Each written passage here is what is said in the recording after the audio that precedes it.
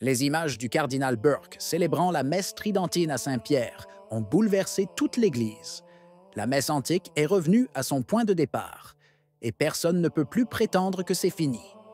Alors que certains évêques l'attaquent et tentent de l'éteindre, d'autres la défendent courageusement. Une seule question se pose, le rite qu'il voulait effacer deviendra-t-il la pièce maîtresse du pontificat? Il le restera jusqu'à la fin, car l'avenir de la foi est en jeu. Il se passe quelque chose d'inattendu. La messe traditionnelle, celle que beaucoup voulaient effacer à jamais, revient sur le devant de la scène.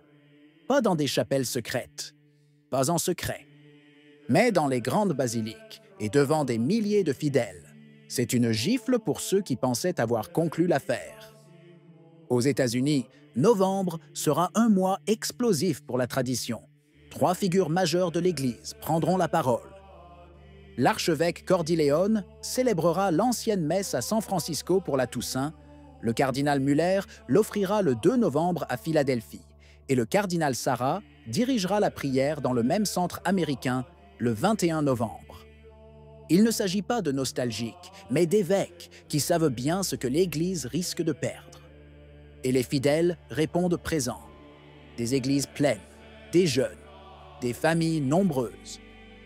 Mais entre-temps, la situation réelle est la suivante.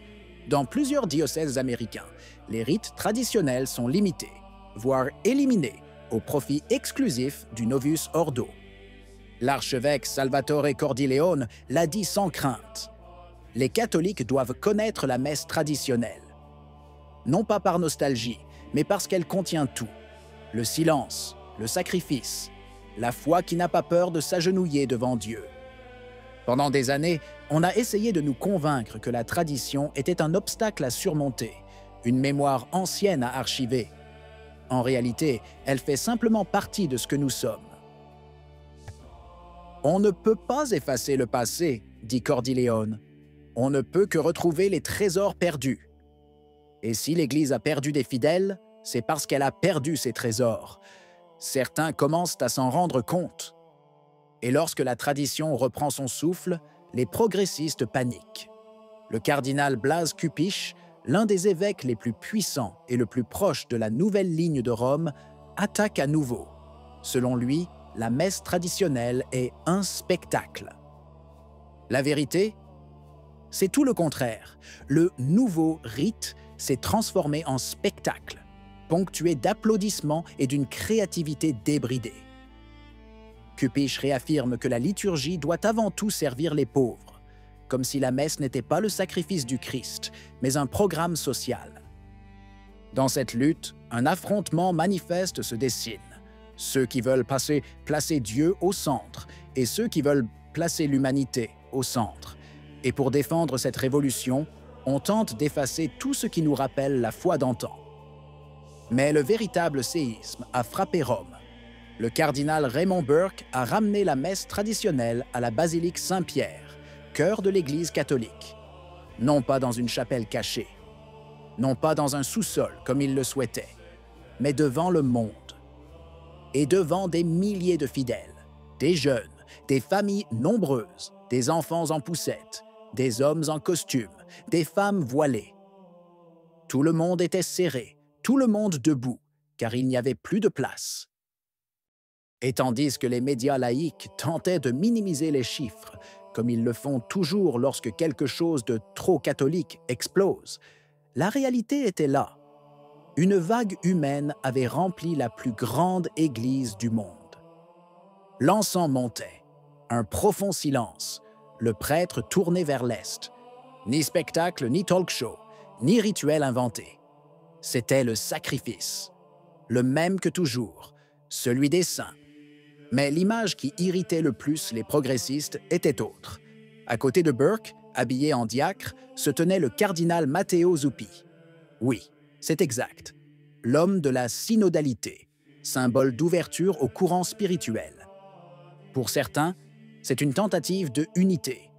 Pour d'autres, une manœuvre astucieuse. Placer un homme du nouvel ordre aux côtés du rituel qu'il souhaite contenir. Une caresse sous les caméras et un poing levé dans les sacristies.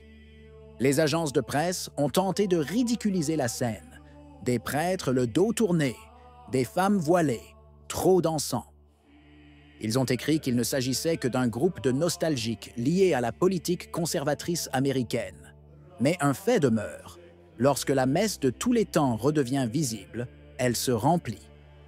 Lorsqu'elle est cachée, l'Église se vide. Et c'est ce qui effraie les gouvernants d'aujourd'hui, car ces fidèles ne demandent pas de concessions. Ils réclament ce qui leur revient de droit baptismal. Et ils le font là où repose Pierre.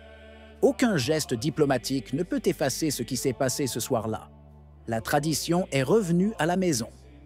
Et elle a démontré qu'une signature seule ne suffit pas à l'effacer de l'histoire. Voilà ce qu'ils ne toléreront pas. Là où la messe traditionnelle est célébrée, les jeunes restent. Les familles se rassemblent. Des vocations naissent. C'est simple. Dans certains diocèses américains, où le rite traditionnel a été pratiquement éliminé, jusqu'à 80% des enfants élevés selon le nouveau rite abandonnent la foi à l'âge adulte. Mais dans les endroits où l'ancienne messe perdure, on parle de 78 à 80% de personnes qui restent catholiques jusqu'à la fin de leur vie. Il ne s'agit pas de simples bavardages partisans, des statistiques silencieuses plus éloquentes que des slogans. La question n'est donc plus « Pouvons-nous autoriser la messe traditionnelle ?» mais « Pouvons-nous laisser la force surnaturelle de l'Église se dissoudre dans des innovations sans fondement ?» Les familles savent que les enfants privés de ce rite n'auront aucun souvenir. Les jeunes savent que sans un autel tourné vers Dieu, ils n'auront pas de cœur. Et les vocations, elles restent latentes lorsque la liturgie devient un événement. Elles émergent lorsque la liturgie est un sacrifice. Alors que le cardinal Roche continue de signer des documents visant à limiter l'ancien rite, un phénomène inattendu se produit. La messe traditionnelle ne recule pas. Elle demeure solide, vivante et aimée. Elle ne s'impose pas par la force, mais par la loyauté de ses enfants. Chaque fois qu'elle est réprimée, elle renaît plus forte. Chaque fois qu'on veut l'enfermer dans la sacristie, elle se retrouve au centre des grandes basiliques. Il est désormais clair, il ne s'agit pas ici de goût liturgique ni de nostalgie du passé. La messe de tous les temps devient le véritable tournant de ce pontificat. Le thermomètre qui mesure où la foi progresse et où elle s'affaiblit. La conférence épiscopale peut fermer des chapelles. Les fidèles continueront de s'agenouiller, car la tradition survit non pas grâce à des permissions, mais grâce à la grâce. Et Rome le constate jour après jour. Si vous appréciez notre service de sensibilisation et croyez aux valeurs de vérité et de transparence, achetez un super merci. Chaque contenu requiert engagement, étude et dévouement, et notre travail est entièrement autofinancé. Votre soutien nous aide à poursuivre cette mission. Merci infiniment. Si vous avez aimé la vidéo, laissez un commentaire. Amen. Que Dieu vous bénisse.